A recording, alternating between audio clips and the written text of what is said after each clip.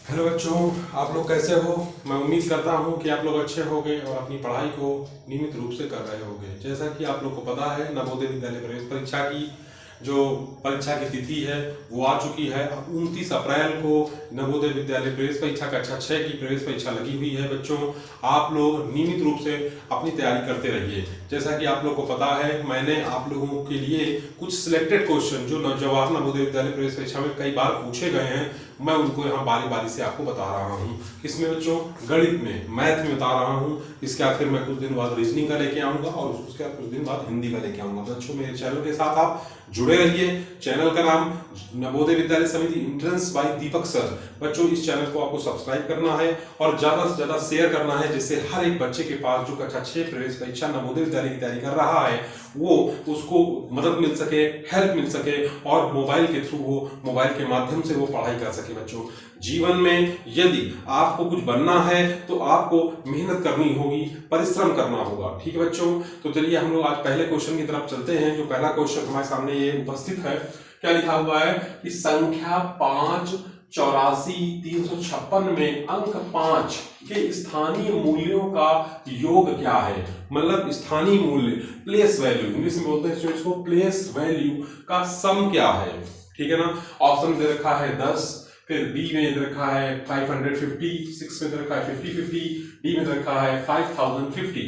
तो कौन सा आंसर इसका सही होगा? चलिए आज इसको हल करते हैं, पता चलेगा कि कौन सा इसका सही है। तो देखिए हल में जो हमारे पास नंबर लिखा है वो लिखा है 5 84 और लिखा है 356, मतलब इकाई, दहाई, सैकड़ा, हजार, दर्जन, लाख। यानी क्या है? 5,84,356 ये कोई एक राशि है, एक संख्या दे रखी है। इसमें जो हमें मान निकालना है 5 के स्थानीय मूल्य, तो 5 का जो स्थानीय मान है वो क्या होगा? देखिए इकाई, दहाई, तो 5 गुणे 10 कितना हो जाएगा बच्चों? 50 हो जाएगा इसका। फिर कह इकाई, दहाई, सैकड़ा, हजार, दर्जन, लाख। तो इसका देखिए इसका क्या हो जाएगा? 5 का 1 लाख लिखिए, 1 2 3 4 5, इकाई, दहाई, सैकड़ा, हजार, दर्जन, लाख। तो बच्चों इसका क्या निकलेगा? इसका निकलेगा इकाई, दहाई, सैकड़ा। ठीक है ना, इकाई, दहाई, सैकड़ा, हजार, दर्जन। ठीक है ना। इसका हमें क्या करना है? सम। क्या करना है? सम। तो इसका योग करना है। तो इसका योग देखिए क्या होगा? यहाँ 5 लिखा, ठीक है ना बच्चों, और इसका 50, और इसको क्या करेंगे बच्चों? जोड़ेंगे। तो देखिए 0 5 0 0 0 और 5, यानी इसका आंसर जो होगा बच्चों डी सही है। इसका डी ऑप्शन, यानी डी आंसर इज राइट। इसका जो डी आंसर है बच्चों सही है। तो आप लोग देखिए, इस सवाल में कुछ था, कुछ नहीं था। आपको फ्री के नंबर मिलने हैं, बस आपको ध्यान रखना है, इकाई, प्लेस वैल्यू याद रखना है, स्थानीय मान निकाल याद रखना है। मैंने चैप्टर आपको पढ़ाया था ना, उसमें आपको वो हमें बताया है। तो आप मेरे वीडियो में जाइए और उसमें इस चीज को आप अच्छे से और समझ सकते हैं। ठीक है, तो ये सवाल आपको समझ में आया, ये क्वेश्चन आपको समझ में आया होगा बच्चों। ठीक है, चलिए आगे चलते हैं।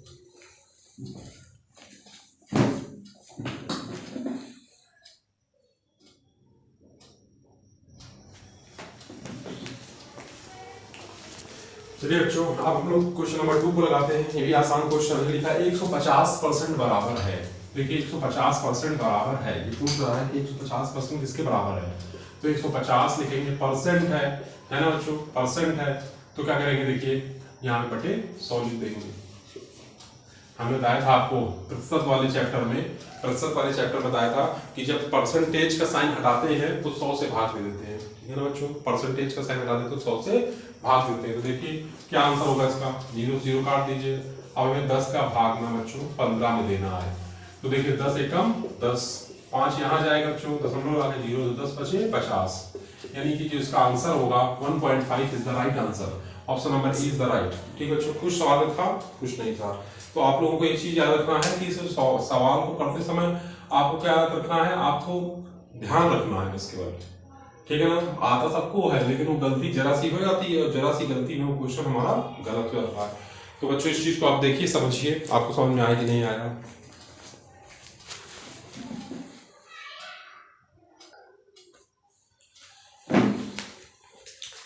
चलिए बच्चों देखिए, एक सवाल हमारे सामने और आ गया है कि 5,045 ग्राम बराबर है। तो वो क्या है? ये देखिए दे रखा है। तो कौन सा इसका ऑप्शन सही होगा? क्वेश्चन कितना सरल सवाल है देखिए, लेकिन है क्या, बस केवल आपको थोड़ा सा अपने आप को कॉन्साइज रखना पड़ेगा, यानी अपने आप दिमाग को कॉन्शियस माइंड रखना पड़ेगा, यानी आपको समझदारी रखनी पड़ेगी। तो कुछ नहीं है सवाल में, और समझदारी आपको रखनी पड़ेगी। देखिए 5,045 लिखा हुआ है। अब इसको मुझे करना है ग्राम में है, और मैंने आपको बताया था यदि कोई चीज़ ग्राम में है और जो किलोग्राम में बदलना हो तो हम क्या करेंगे। तो देखिए इसको ग्राम से किलोग्राम में बदलना है, ठीक है ना। तो सबसे पहले हम देखिए ये क्या होता है कि 1 किलोग्राम में बच्चों 1 किलोग्राम में क्या होता है 1000 ग्राम होता है ना बच्चों। और 1 ग्राम में क्या हो जाएगा 1 ग्राम हो जाएगा 1/1000 किलोग्राम, है ना बच्चों। इसको इंग्लिश में केजी लिखते हैं, हिंदी में किलोग्राम लिख लेते हैं, ठीक है ना। अब इसी में हम क्या करेंगे, आप समझ गए होंगे क्या करना होगा कि इसमें 5045 में हम 1000 से डिवाइड कर देंगे। तो 1000 का भाग देना बच्चों, ठीक है ना। अब जिसको भाग देना नहीं आता होगा तो वो नवोदय थोड़ी पास कर पाएगा। इतना तो आपको आना चाहिए बच्चों, भाग देना तो आना चाहिए। 1000 का भाग देंगे तो 5000 में जाएंगे, 5 बार गया ना 5000, फिर कितना जाएगा 5 4, है ना। ये 2 नंबर कट गए हैं, कट गए। तो अब इस तरह से 2 नंबर कट गए हमारे। अब इसके आप क्या करेंगे आगे देखिए। अब इसके बाद हम लोग फिर क्या करेंगे, उनको लगाएंगे, जीरो बढ़ाएंगे, कितना जाएगा 4 बार जाएगा, 4000 जीरो जाएगा, फिर 0 5000, यानी कितना आना चाहिए 5 किलोग्राम 45 ग्राम, ठीक है ना। इसका बी आंसर जो है बच्चों सही हो जाएगा। क्या हो जाएगा, बी आंसर इसका सही हो जाएगा। आप लोग इसको समझिए, देखिए कि ये सवाल जो है हमारा कैसे हुआ, इसको समझना है आपको, ठीक है ना। इसका आएगा 5 किलोग्राम 45 ग्राम, ठीक। आप लोग एक चीज और याद रखिए कि जो सवाल है उसको करते समय आपको अपनी समझदारी का इस्तेमाल करना है। यदि समझदारी का इस्तेमाल बच्चों नहीं करोगे तो सवाल जो है आपका वो गलत हो जाएगा। क्या हो जाएगा, गलत हो जाएगा। यानी 5 किलोग्राम 45 ग्राम इसका आंसर होगा।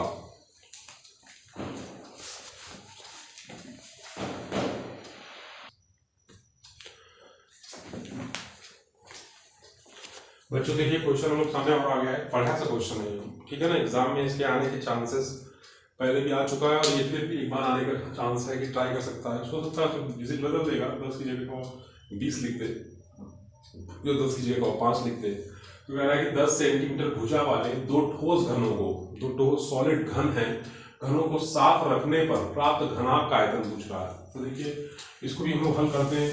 इस तरह के क्वेश्चन भी मैंने आपको बताए हैं बच्चों। देखिए सबसे पहले एक घन जो होगा हमारा, उसकी ऑल साइड्स इक्वल होती है, सारी भुजाएं उसकी बच्चों बराबर होती है, ठीक है ना।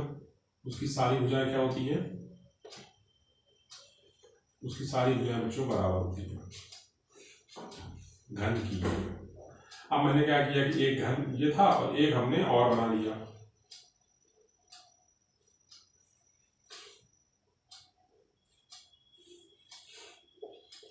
ये 2 घन थे ना बच्चों, और दोनों को जो क्या किया जोड़ दिया मैंने, दोनों को जोड़ दिया। अब तो दोनों को जोड़ देंगे, इसकी 10 थी, इसकी 10 थी, तो ये पूरी लंबाई कितनी हो जाएगी बच्चों, आपको पता ही है 20 सेंटीमीटर हो जाएगी। ये 10 हो जाएगी, और ये भी हमारी जो ये है, ये जो 10 है ये भी 10 होगी, यानी कि लंबाई जो है 10 हो, लंबाई जो है वो 20 सेंटीमीटर हो जाएगी, और जो ब्रेड्थ है चौड़ाई है वो 10 सेंटीमीटर हो जाएगी, ऊंचाई हमारी 10 सेंटीमीटर हो जाएगी बच्चों। अब हमें घनाभ का आयतन पता होना चाहिए। यदि घनाभ का आयतन नहीं आता है तो उल्लू की तरह बैठना वहाँ। मैंने आपको सारे फार्मूले लिखाए हैं, और हमने जो अपना वीडियो बनाया है, पिछला वीडियो पीछे जो वीडियो है उसको आप देखेंगे तो घनाभ का आयतन का फार्मूला से लिखा है लंबाई गुणे चौड़ाई गुणे ऊंचाई। तो लंबाई 20 है, चौड़ाई 10 है, और ऊंचाई कितनी है 10 है। यदि इनको हम जोड़ेंगे तो आएगी, मतलब गुणा करेंगे तो 2000 सेंटीमीटर क्यूब आएगा, यानी हिंदी में इसको लिखें तो आएगा घन सेंटीमीटर। बच्चों एक चीज याद रखिए, फार्मूला याद होना चाहिए। फार्मूला नहीं याद होगा तो आप इसका आंसर निकाल नहीं सकते, ठीक है ना। तो इसका बी ऑप्शन जो है हमारा सही हो जाएगा, बी आंसर इसका सही है। देखिए